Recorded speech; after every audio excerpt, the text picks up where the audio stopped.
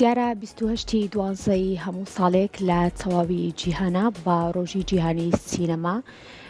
دادەنرێت و چەندین فیستیڤاڵ و چالاکی بۆ بۆنێەوە ڕێکەخرێت. دیارە دروستکردنی سینەما هەر لە زوو کە لە ئێستاە نزیکەی 120 ساڵ تێپەڕە بێت بەسەر دروستکردنی یەکەم فیلمان لە تەواوی جیهانە کە توانیوێتی چەندین ئامانج و چەندین بابەتی گرنگ لە پشت دروستکردنی سینەماوە هەبێت. گەیاندنی بەشێک لە ژیانی سەختی تاکەکان و گێڕانەوەی بەشێک لە ئەو ڕووداوە مێژووی و بابەتە گرنگانی کە هەن لە ڕێی سینەما و لە ڕێی فیلمەکانەوە ئەمە هەم لە تەواوی جیهانا گرنگی و تایبەتمەندی خۆی وەروە زیندووکردنەوە یاخود بە زیندوهێشتنەوەی چەندین چیرۆکی لە ناوچووی سەر ئەم گۆی زەویە کە لایەن ملیۆنان تاکی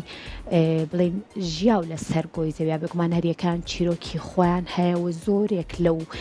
چیرۆکانی کە بوونەتە جێی سەرنج بە تایبەتی ئەگەر دەرفەت هەبوو بێت و چیرۆکەکان لە ناو نەچوو بێتن توانراوە جارێکتر چانسی ئەویان هەبێت کە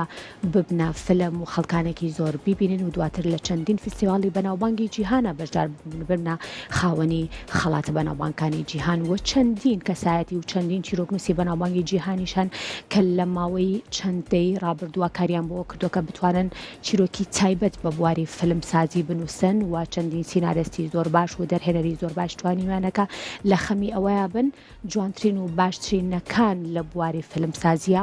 پێشکەش بە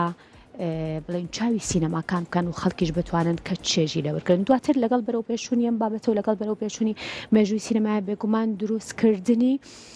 چەندین فیلمی گرنگ و بەتایبەتیش فیلمە ئەنیمەیشنەکان و فیلمە دوکۆمنتاریەکان و کورتە فیلمەکانیش ئەمانە خۆیان بخۆیان گرنگی و تایبەتمەندی خۆیان هەیە کە بینین لەم ڕۆیە کە ئەمڕۆ 28 دوازدە چەندین چالاکی بەڕێوە چووە. لە تەواوی کوردستانیش چەندین چالاکی لە شار و شارچکەکان بێگومان هەبووە بۆ بەرزراگرتنی ئەم ڕۆژە و لە هەڵەبجەی ئازوز و خۆشەویستیش دوو لە فیلمە دیارەکان کە لایەن یەکێک لە جەرهێنەرەکانی کوردەوە کە ئەویش بەڕێی سەلاح هەڕەشە بەرهەم هێنراوە ئەم دوو فیلمە نمایشکران.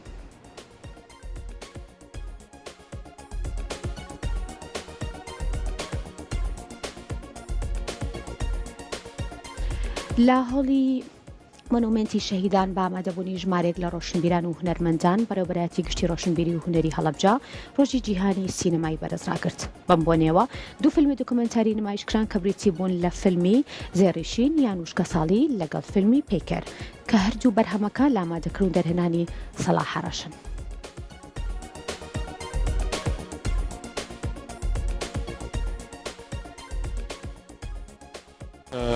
بەڕێوەبەرەتی گشتی ڕۆشنبیری و هونەری هەڵەبجە بە باسی زانی لە ساڵیادی ڕۆژی جیهانی سینەما ئەم بۆنەیە بەرز نرخێنێ بە پیشاردانی دوو فیلم ئەمڕۆ لە هۆڵی مۆنومنتی هەڵەبجە یەکێکیان فیلمی زێڕیشینە کە لەسەر ئاو بەنداوەکان دەدوێتەوە ئەوەکیشان لەسەر هونەری پەیکەرسازیە. هەڵبەتە ئێمە لە بەڕێوەبەرەتی گشتی بەشی سینەمامان نییە داواکاری بۆ داهاتوو ئەم بەشە بکرێتەوە، بەڵام وشیاری سینەما وشیاری تێگەیشتن لە سینەما ئەوەیە کە ئێمە هەوڵی بۆ دەین. ئێمە ئەمڕۆ دەمانەوێت قسە لەسەر سینەما بکەین، ئێمە ئەناوێت موداخەلات بێت لەسەر ئەو دوو فیلمە لەلایەن ئەو دەرهێنەرەوە و ئەو جەماوەرەی ئامادە بووە بۆیە بە پێویستی دەزانین کە هەموو کارکن لەوەی کە هونەری سینەما بەرز ڕابگیرێت و هونەری سینەما لەوە دەرچێت کە هونەرە بەتەنها ئێمە دەتوانین بیکەین بە پیشەسازی سینەما، ئێمە دەتوانین گەشت و گوزار داخلی ئەوەی نەبکەین و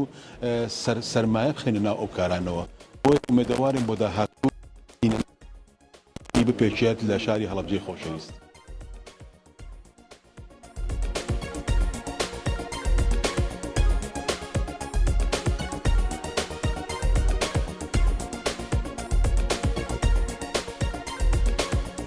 بسوشتی دوانزەیە واتە یادکردەوەی ڕۆژی جیهانی سینەمایە کە 1995 لە فەڕەنسا دەستی پێکرد. ئەم دوو فیلمە فیلمی زێڕیشین واتە یانوش کەساڵی لەگەڵ فیلمی پەیکەر دوو فیلمی جیاوازە، فیلمێکیان گشتیە، فیلمیشیان نخبەویە. بۆیە حەزم کرد هەردووکیان تێکەڵکەم هەم نخبەویەکە ئیتر بەو قۆناغا ئیسپادە بکەن لە هەمان کاتیشا فیلمە گشتێکە باسی وشکە ساڵی و بێبارانی.